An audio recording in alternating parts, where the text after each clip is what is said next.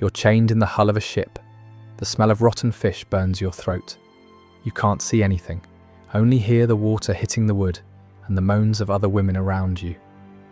6 days ago, you were praying in the monastery of Lindisfarne. 6 days ago, you were a consecrated virgin, promised to God, protected by your faith. That protection turned out to be an illusion. The men from the north arrived with the dawn fog. They slaughtered the monks on the same altars where they had prayed for decades, slit their throats while they begged for mercy, looted the gold, burned the sacred manuscripts. But with you, they did something different. They didn't kill you. They chained you, dragged you to the beach, ripped off your habit in front of everyone to verify your age and physical condition. You're 15 years old, and you just discovered that in the northern lands, there's a special category of slave.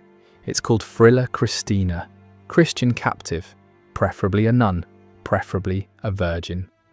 Because for the Vikings, there's no greater victory over the Christian God than turning his consecrated virgins into permanent concubines. The ship moves north. Norway is 3 weeks of sailing away. And what awaits you when you arrive? The Catholic Church will spend the next 1,000 years trying to erase it from official history. This is the story of the 23 nuns captured at Lindisfarne in the year 793, what marks the beginning of the Viking Age. And the most terrifying part isn't what they did to them, it's that no one saved them.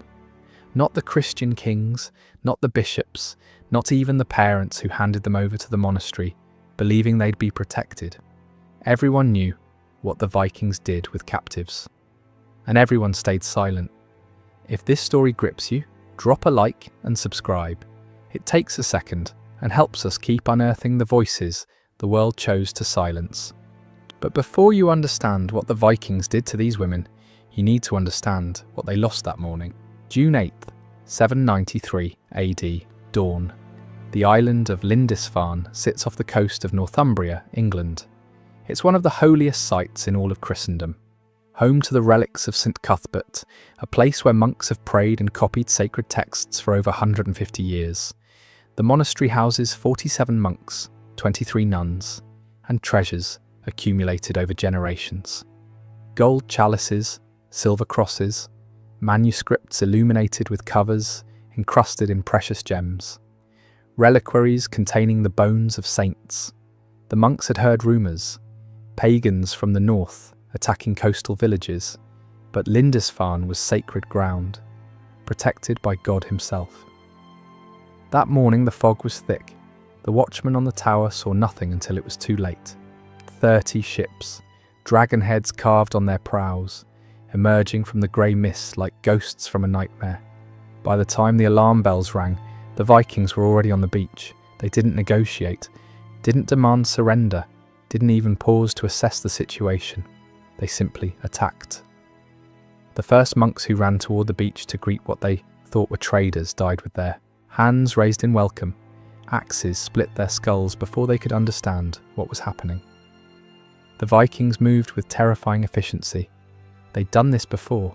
They knew exactly what they wanted and exactly where to find it.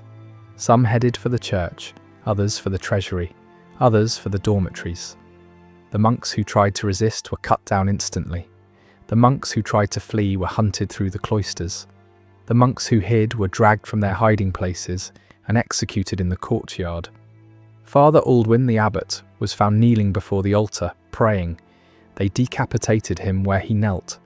His blood splashed across the same stones where he'd celebrated Mass for 30 years. The whole attack lasted less than 4 hours. By noon, Lindisfarne was silent. 47 monks, dead, every single one.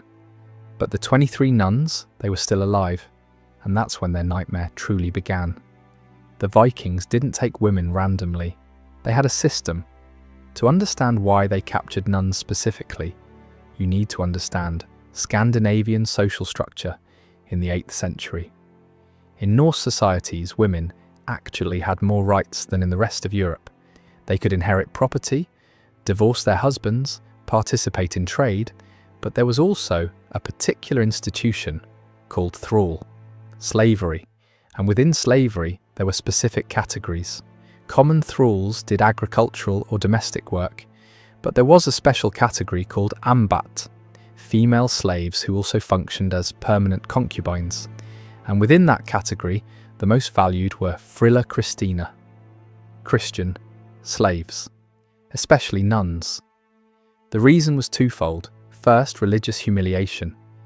The Vikings, devoted pagans who worshipped Odin and Thor, found special satisfaction in profaning what Christians considered most sacred. A nun had taken vows of eternal chastity. She had promised her virginity to Christ. Claiming her as property was the supreme insult to the Christian God, a demonstration that Norse gods were more powerful.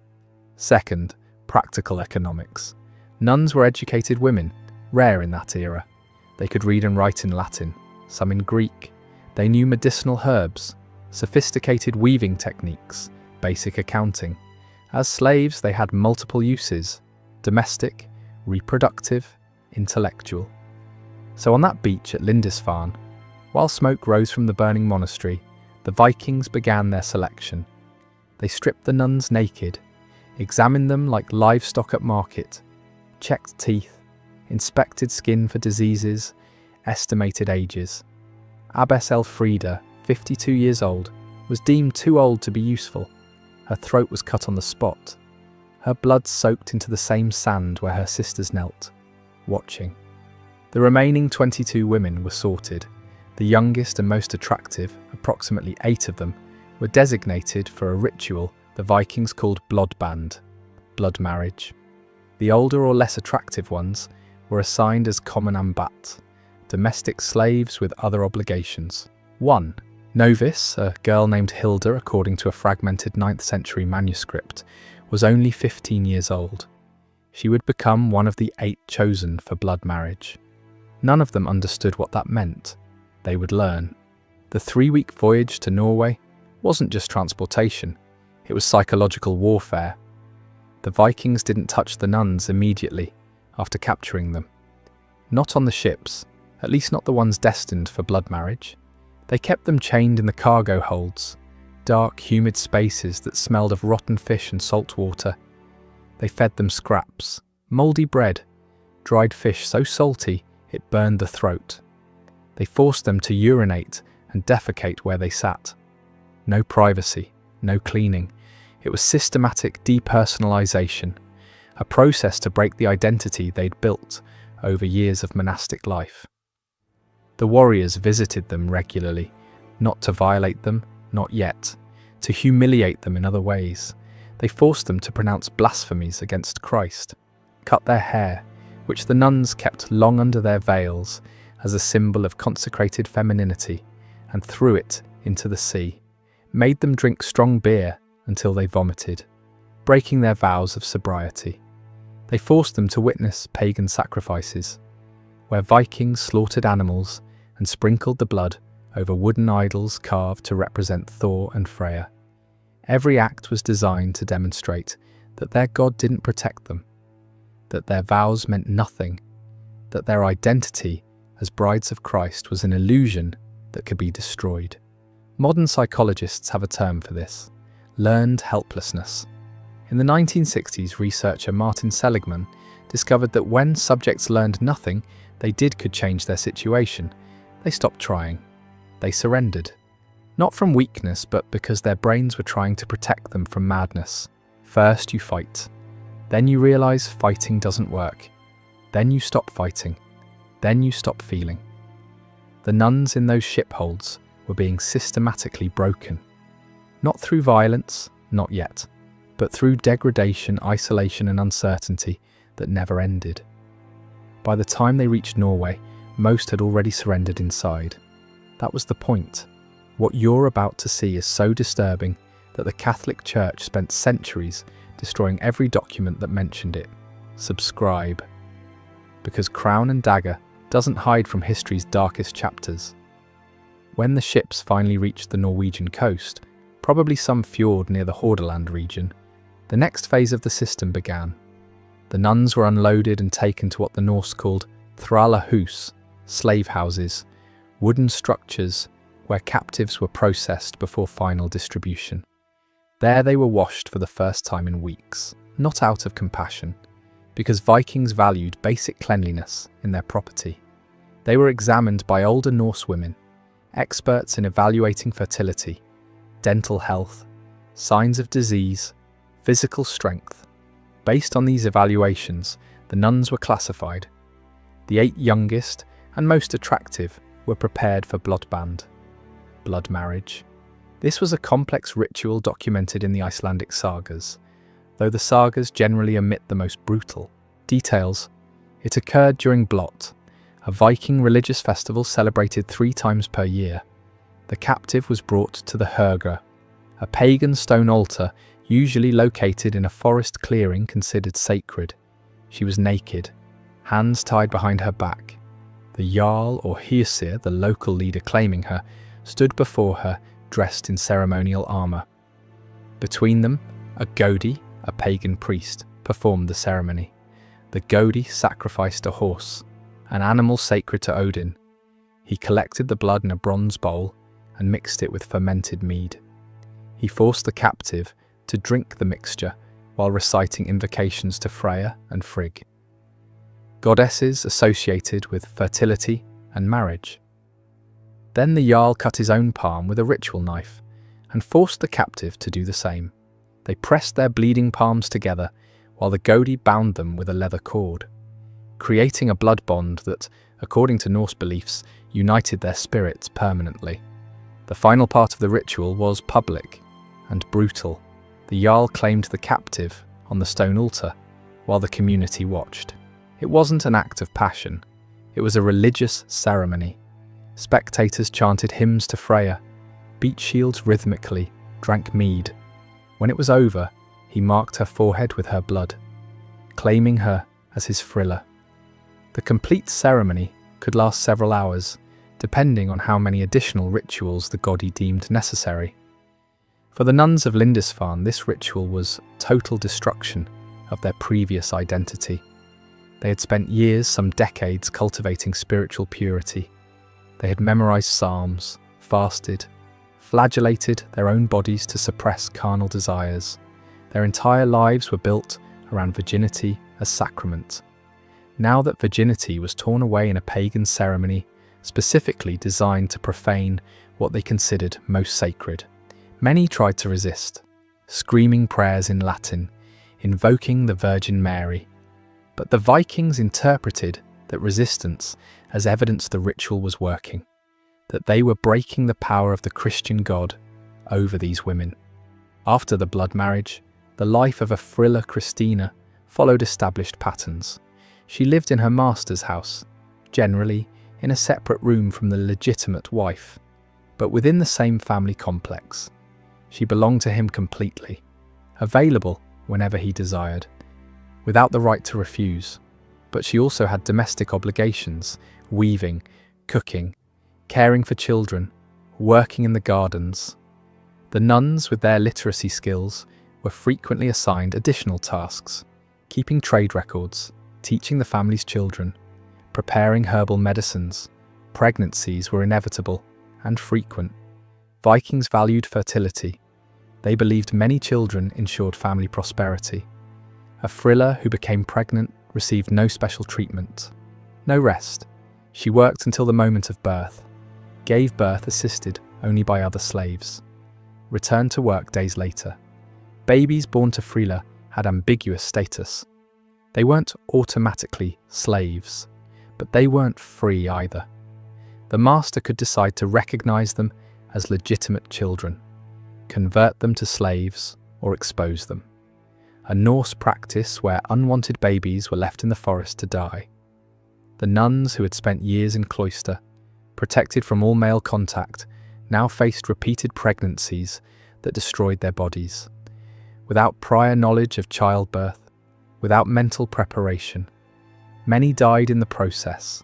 Those who survived frequently developed obstetric fistulas, internal injuries that caused permanent incontinence. There was no corrective surgery in the 8th century. These women lived the rest of their lives with constant pain and suffering they could never escape. But what perhaps most completely destroyed the nuns wasn't the physical abuse. It was the forced spiritual corruption. The Vikings weren't content with claiming their bodies. They wanted to convert them, make them abandon Christianity and embrace the Norse gods. They forced them to participate in blot, sacrifices where they had to help slaughter animals and sprinkle blood on idols. They made them pronounce vows to Freya, asking for fertility in children. They made them learn songs in Old Norse that celebrated Viking conquests and mocked the crucified god. Some nuns resisted for years, praying the rosary in secret, tracing crosses in the air when no one was watching. But the psychological pressure was immense. Their captors constantly ridiculed them, asking where their Christ was now, why he didn't rescue them. If their virginity had been so important, why did their God allow it to be stolen? Over time, especially after years of captivity and multiple pregnancies, many began to doubt. Some convinced themselves they had been abandoned by God, that their vows were no longer valid, that they had to adapt to survive. The process was facilitated by Viking legitimate wives, who frequently developed complex relationships with their husbands' frillers.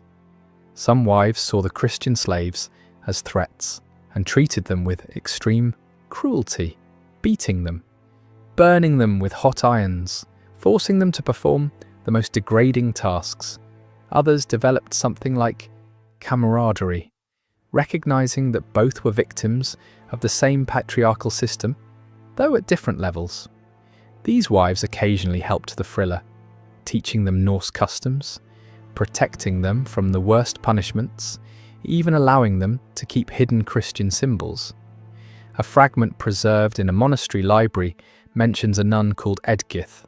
Historians believe this was Hilda's full Christian name. She was 15 when captured at Lindisfarne. She gave birth 7 times in captivity. Only 2 children survived. She never stopped praying. Every night, in silence, she whispered the Pater Noster while her master slept.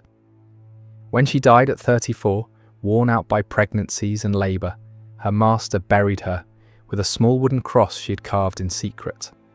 He had converted to Christianity 3 years earlier. Because of her, some nuns tried to commit suicide. It was mortal sin according to Catholic doctrine, but hell seemed preferable to the life they endured.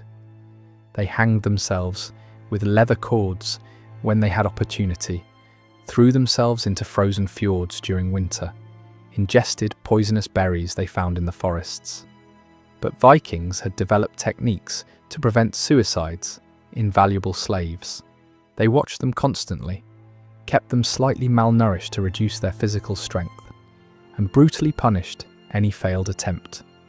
A slave who tried to kill herself was publicly whipped, sometimes until she lost consciousness, as a warning to others. Historical records about the specific fate of the Lindisfarne nuns are fragmentary. The Anglo-Saxon chronicles mention the attack, but say little about the captives. A 9th century Irish manuscript, written by a monk named Alcuin of York, laments the profanation of consecrated virgins, but gives no details. Only in the Icelandic sagas, written centuries later, do indirect references appear. The Íslendinga saga mentions a Christian friller named Hildigunna, who knew how to read Latin and taught Christian runes to her master's children.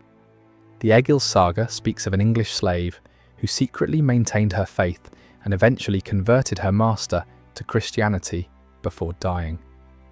Were these women in the sagas the nuns of Lindisfarne? Impossible to know with certainty, but the chronology matches. The sagas were transmitted orally for generations before being written down, preserving distorted memories of real events. It's plausible that some of the 23 nuns captured in 793 lived decades in captivity, had Viking children and grandchildren, and were eventually remembered vaguely in stories that mixed facts with legends. What we do know with certainty is that the pattern repeated hundreds of times over the next 250 years of the Viking Age. The monastery of Iona in Scotland was attacked in 802, 806 and 825. each time with nuns captured. The monastery of Kildare in Ireland was raided. In 835, the nuns taken as slaves. Monasteries in France, Germany, even as far south as Spain, faced similar attacks. Vikings developed a specific preference for coastal monasteries because they combined three objectives: wealth in gold and manuscripts, absence of significant military defences, and presence of nuns and monks who could be enslaved. The final irony is devastating. These women, victims of pagan violence designed to humiliate Christianity, probably contributed more to the Christianization of Scandinavia than any missionary. They taught their mixed children about Christ, kept the faith alive in secret for decades. When Viking kings finally began converting to Christianity in the 10th century, many did so influenced by mothers, grandmothers, and concubines who had preserved those beliefs despite the horror they had suffered. St. Bridget of Kildare, whose monastery was raided multiple times, supposedly prayed that any nun captured by pagans would find strength to maintain her faith in secret and eventually convert her captors. If those prayers were answered, it was in ways the saint never would have imagined, through violation, slavery, and decades of suffering that slowly eroded pagan beliefs from within. The Vikings thought that by capturing and enslaving nuns they were demonstrating the superiority of their gods. But the seeds of Christianity, planted involuntarily in their homes, brought in the wombs of violated women, eventually grew until they completely consumed the ancient Norse religion. By the 12th century, there were no pagans left in Scandinavia. The temples of Odin were destroyed, the priests converted or killed, the sagas rewritten with Christian influences. Final victory, bitter and bloody, achieved on the bodies of women who never asked to be martyrs. In 2015, archaeologists excavating a Viking site in the Orkney Islands found a woman's grave. She was buried with a strange mix of objects: a Christian crucifix and a Thor's hammer, both placed on her chest. Isotope analysis of her teeth revealed she'd grown up in the British Isles, but lived most of her adult life in Scandinavia. She had evidence of multiple healed bone fractures consistent with domestic violence, and she had given birth at least 6 times. The archaeologists believe she was probably a nun or Christian woman captured young, enslaved for decades, and eventually buried with symbols of both religions, reflecting the fractured identity that captivity had imposed on her. The nuns of Lindisfarne, and thousands like them from other raided monasteries, have no names in history. There are no tombstones commemorating them, no saints' days dedicated to their memory. The Catholic Church, ashamed of its inability to protect them, preferred to forget them. The Viking sagas remember them only as footnotes, nameless slaves who fulfilled domestic functions, but their bones are in the earth of Scandinavia. Their DNA runs in the veins of millions. Their fragmented and distorted stories persist in legends and folklore. They deserve to be remembered, not only as passive victims, but as women who survived unimaginable horrors, maintained fragments of identity and faith in impossible circumstances, and unknowingly planted the seeds that would eventually transform their captors. Their suffering was real, their resistance was heroic, and their story was deliberately erased for centuries by an ashamed church and a romanticized Viking culture. Remembering them honestly is the only tribute we can still offer. This is Crown and Dagger. We don't sanitize history. We show you what actually happened. Because the past isn't dead. It's waiting in the dark, waiting for someone to remember. If you want more stories the world tried to bury, hit subscribe. And drop a comment. What other dark historical truths should we uncover?